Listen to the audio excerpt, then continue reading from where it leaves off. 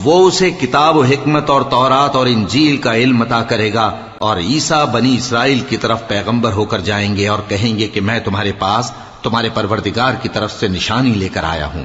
وہ یہ کہ تمہارے سامنے مٹی سے پرندے کی صورت بناتا ہوں، پھر اس میں پھونک مارتا ہوں تو وہ اللہ کے حکم سے سچ مچ پرندہ ہو جاتا ہے،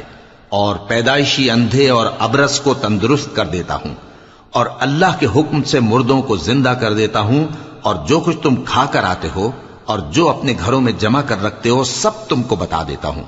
اگر تم صاحب ایمان ہو تو ان باتوں میں تمہارے لیے نشانی ہے، اور مجھ سے پہلے جو تورات نازل ہوئی تھی اس کی تصدیق بھی کرتا ہوں، اور میں اس لیے بھی آیا ہوں کہ بعض چیزیں جو تم پر حرام تھیں ان کو تمہارے لیے حلال کر دوں،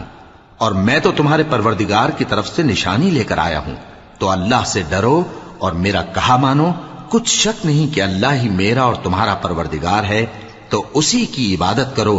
یہی سیدھا رستہ ہے۔ پھر جب عیسیٰ نے ان کی طرف سے انکار و نافرمانی ہی دیکھی تو کہنے لگے کہ کوئی ہے جو اللہ کا طرفدار اور میرا مددگار ہو؟